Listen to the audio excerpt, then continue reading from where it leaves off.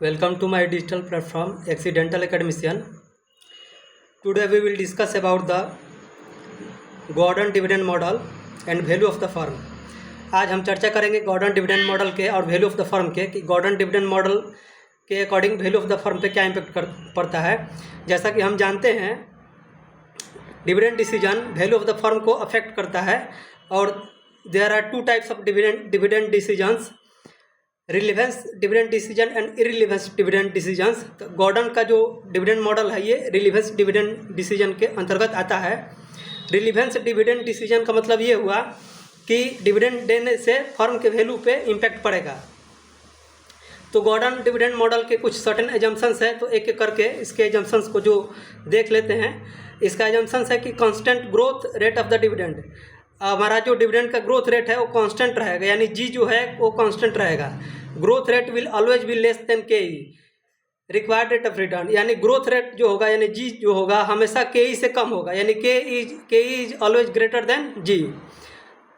Perpetual life of the firm will continue longer period of the time, firm जो है लंबे समय तक चलेगी। There is no change of business risk, business risk में कोई चेंज नहीं है, यानी जो बिजनेस रिस्क जो है वो चेंज नहीं होगा और उसको हम इजीली एंटिसिपेट कर सकते हैं with fair degree of accuracy.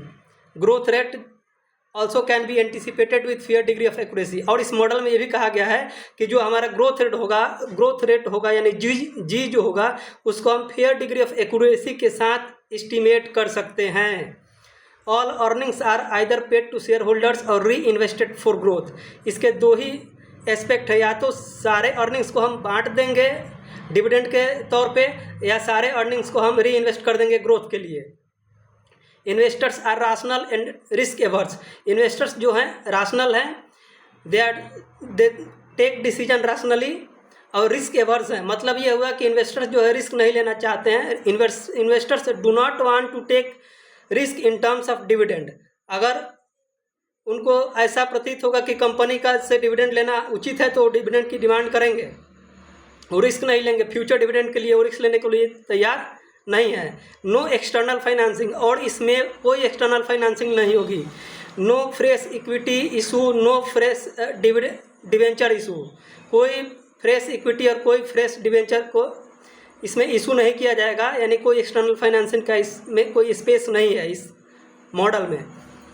इसका मतलब इसके जो मेन एजम्पशंस हैं कि हमारा जो के ई होगा और आर होगा जो वो कांस्टेंट होगा, और ग्रोथ रेट जो है जी होगा वो कांस्टेंट होगा, और जो जी होगा वो के ई से लेस देन होगा। अगर जी ज़्यादा होगा के ई से तो ये मॉडल वर्क नहीं करेगा।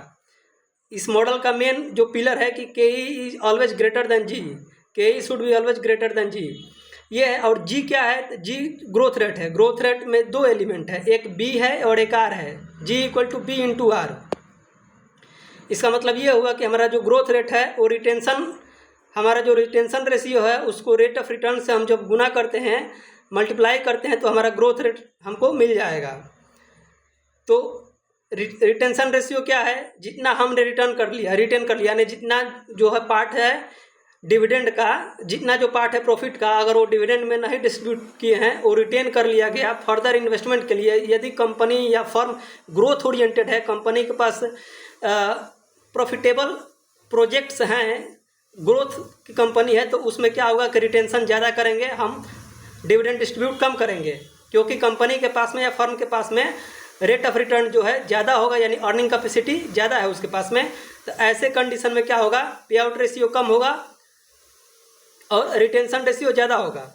तो पे आउट रेशियो निकालने का, जो रिटेंशन निकालने का फार्मूला है 1 माइनस पे आउट रेशियो, यानी 100 रुपये कंपनी के पास में नेट प्रॉफिट है, तो उसमें से अगर 70% एज ए डिविडेंड पे कर दिया गया है शेयर होल्डर्स को, तो 70% पे आउट रेशियो कहेंगे, और रिमेनिंग जो पार्ट 30% होगा वो रिटेंशन रेशियो होगा, उसको हम बी से डिनोट करते हैं। और जो हमारा रेट ऑफ रिटर्न है उसमें हम बी से जब गुना कर देते हैं रेट ऑफ रिटर्न में, तो हमारे पास जी आता है, जी जो कि कांस्टेंट है, और ये हमेशा के ई से कम होना चाहिए, अन्यथा ये मॉडल वर्क नहीं करेगा। इसलिए नहीं करेगा क्योंकि हम जब value of the price of the share निकालते हैं तो हम के ई और जी के डिफरेंस से निकालते हैं, और जब के ई और जी का डिफरेंस नेगेटिव हो जाएगा तो ये मॉडल वर्क नहीं करेगा।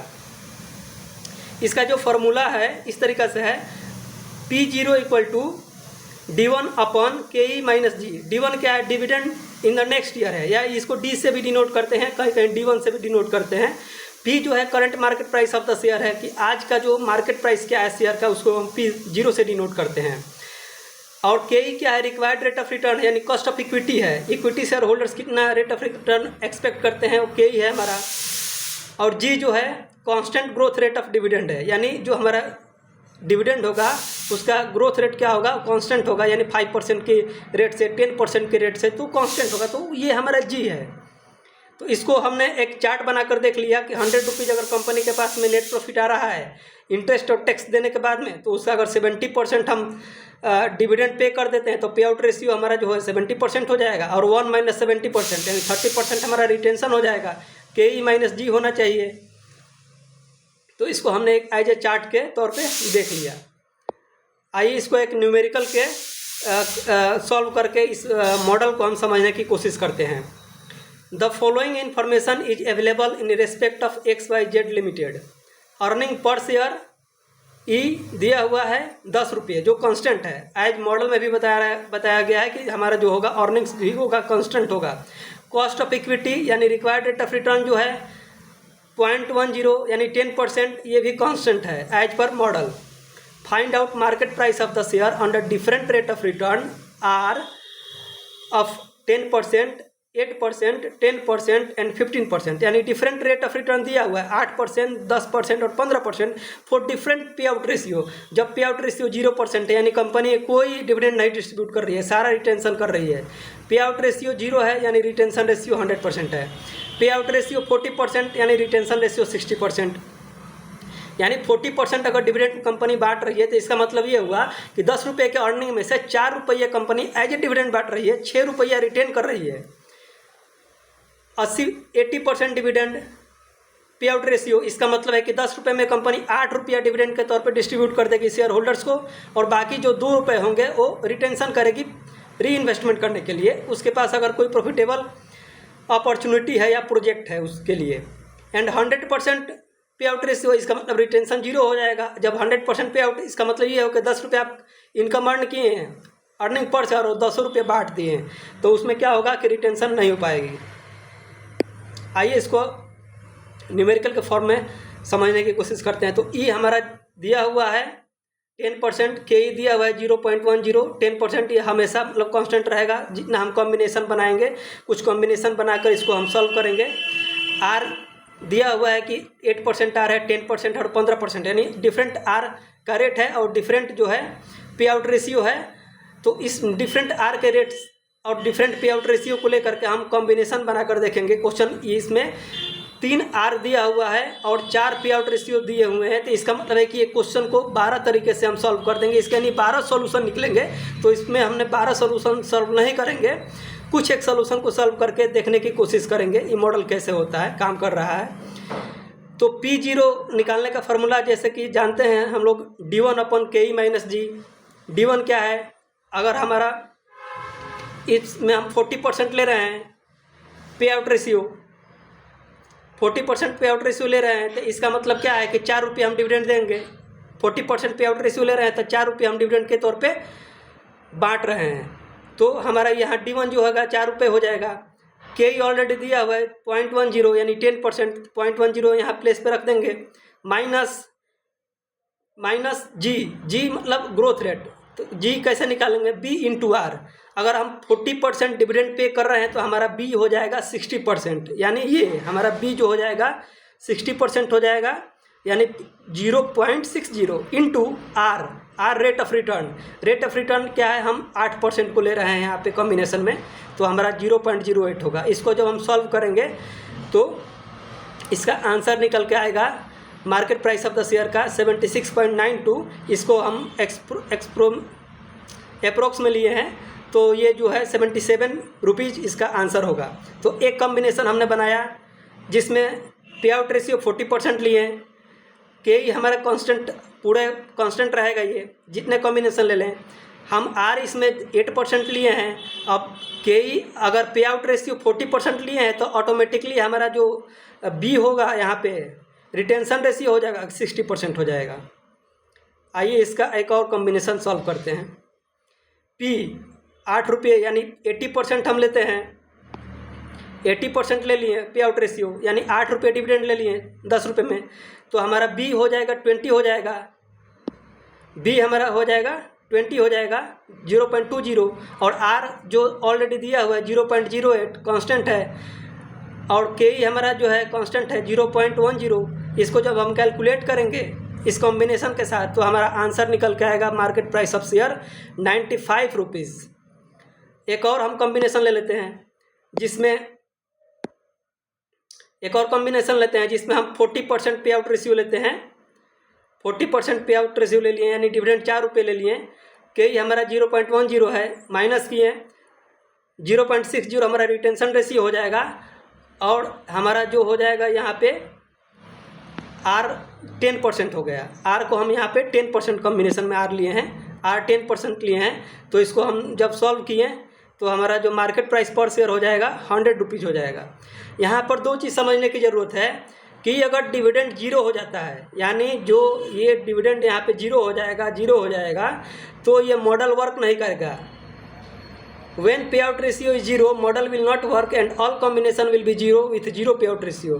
जितना कॉम्बिनेशन हम बनाएंगे सॉल्यूशन इस क्वेश्चंस को लेकर के, अगर हमारा D 0 हो जाता है, डिविडेंड 0 हो जाएगा तो ये मॉडल वर्क नहीं करेगा। When KE and R is equal, और KE और R जब इक्वल होगा तो there will be no change in the price of the share. उस समय शेयर के प्राइस में कोई चेंज नहीं आएगा। कब? जब कॉस्ट ऑफ इक्विटी और रेट ऑफ रिटर्न दोनों इक्वल हो जाएंगे, क्योंकि इस क्वेश्चन में हम यहाँ पे देख सकते हैं कि KE जो हमारा क्या है और R दोनों इक्वल हो गए हैं। KE 10% है और इस कॉम्बिनेशन में हमने R भी 10% लिया, जो लास्ट कॉम्बिनेशन बनाए हैं। KE 10% है और R भी हमारा 0.10 यानी 10% है, तो KE और R दोनों इक्वल हो गया है इस कॉम्बिनेशन में।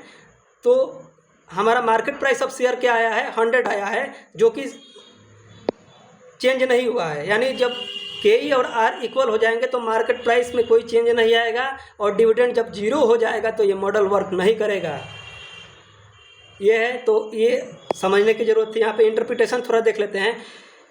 B और R यानी रिटेंशन रेशियो जो है और पे आउट रेशियो है, उसमें रिटेंशन रेशियो और पे आउट रेशियो में क्या है, जो है इन्वर्स रिलेशनशिप होता है। इफ पे out ratio increases, retention ratio decreases. अगर हम अधिक से अधिक डिविडेंड बांटेंगे तो रिटेंशन कम हो पाएगा।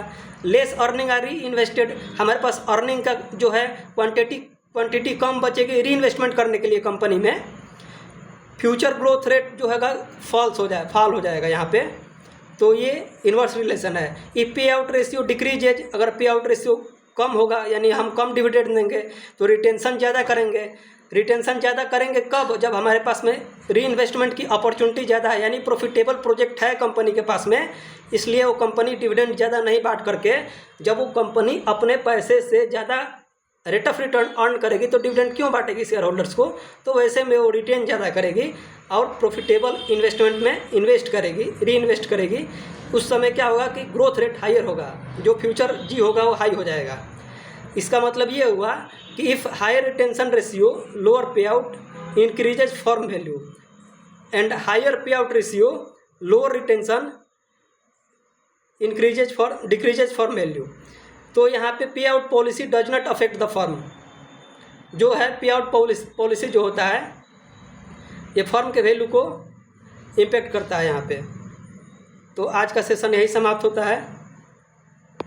इसी के साथ मुझे सुनने के लिए बहुत बहुत धन्यवाद।